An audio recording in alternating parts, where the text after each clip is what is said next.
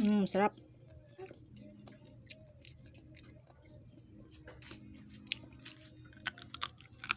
Nasang manok?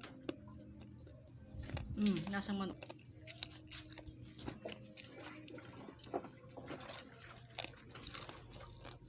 Yep.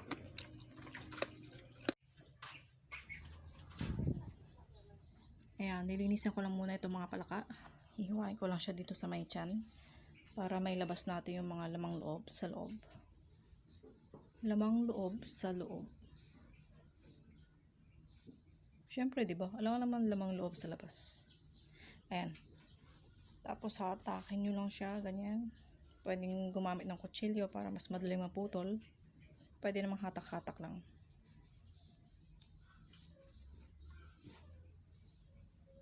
Yun.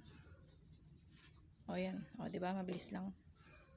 At malinis na siya sa loob. Ngayon naman ay puputulin ko yung mga daliri. Gagamit lang ako ng gunting. Pwede nyo naman tagay na lang yung buong paa para mas mabilis. Pero kailangan ko kasi yung mga paa dahil mamaya gagawin natin siya naka-yoga pose. Para mas maganda siyang tignan. Mamaya ipapakita ko kung ano yun.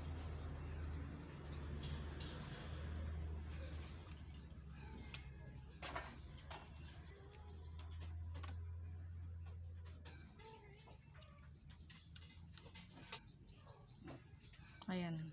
O, diba? Bale, 1.5 kilo lahat ito. 120 per kilo. At hahatiin ko to sa dalawa. Yung kalahati, gagawin ko siyang adobong palaka. Tapos yung kalahati, gagawin ko siyang tosinong palaka. Ayan, babadlawan lang natin ito ng maraming beses para malinisan siya ng mabuti.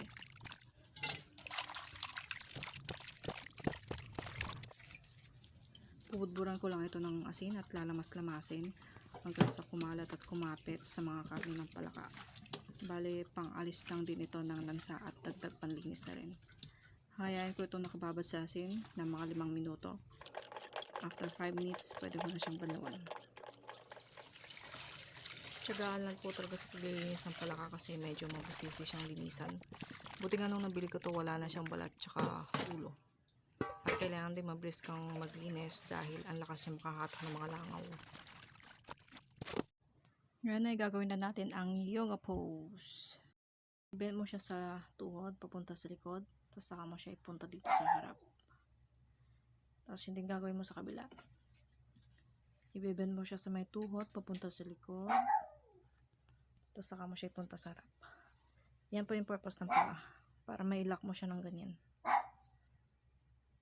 Tapos ito naman yung isa pa. Ganoon din. I-bend mo siya sa likod. Tapos ipunta mo sa harap. Isiksik mo siya dyan. Isiksik mo dito sa may flap. Pero mas maganda kung hiwain mo pa ito ng kutsilyo. Tapos saka may papasok yung paa. Ayan. Mas ganda din gagawin natin sa kabila. Ayan. Siksik mo lang siya dito. Ayan, okay na yan. O, diba, mas maganda silang tignan. Pero nasa sa inyo po kung gusto ninyong gawin ito or hindi na lang. Depende kung ano pong gusto nyo. Nakaka-enjoy lang itong gawin kasi para ka lang naglalaro. Naglalaro ka na, nalagyan mo pa ng art yung pagkain ninyo. O, diba?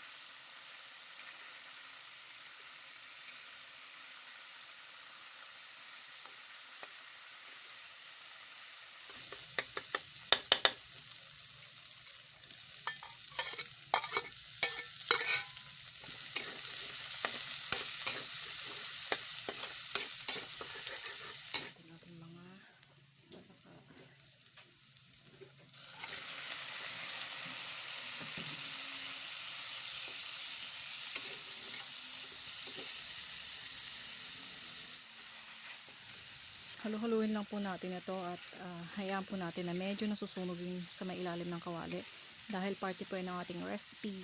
Para katulad din po kapag nagpito ka ng pork chop o kaya yung ulo ng hipon, diba? Ang sarap nung kapag medyo sunog-sunog siya. Kaya ganun din ang gagawin natin dito sa palaka. Medyo susunog-sunugin natin itong nasa ilalim ng kawali. Tapos mamaya bubuhusan natin ito ng tubig. Tapos saka natin kakaskasin at halu-haluin hanggang sa kumapit siya sa mga karne ng palaka.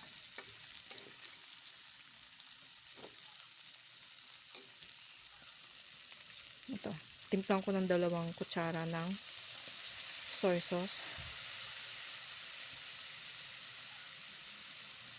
1 kutsara ng oyster sauce. Hahaluin ko ito at magdadagdag pa ako ulit ng 1 kutsara ng soy sauce. Naglalagay na po ako ng tubig at hahalu-haluin ko pa ito hanggang sa kumapit at ma-absorb na po siya ng palaka. Ang tawag po sa proseso na ito ay deglazing kapag nagdagdag ka ng liquid o kaya ng tubig para i-dissolve o lusawin yung mga sunog-sunog na yan na mga residue o kaya fond na nasa ilalim ng kawali. So ito po yung aking secret reveal na hindi naman po talaga secret kasi ito po ay isang open secret. Naglagay ako ng 1.5 kutsara ng suka, hayaan po ninyo na ganyan ng mga ilang minuto, saka po ninyo haluin tapos ready to serve na po yan. At eto na po ang ating adobong palaka.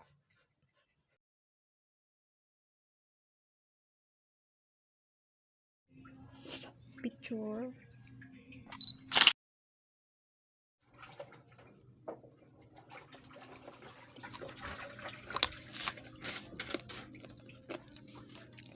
Pwedeng kainin yung buto. Sarap. Lasang manok. Lasang manok.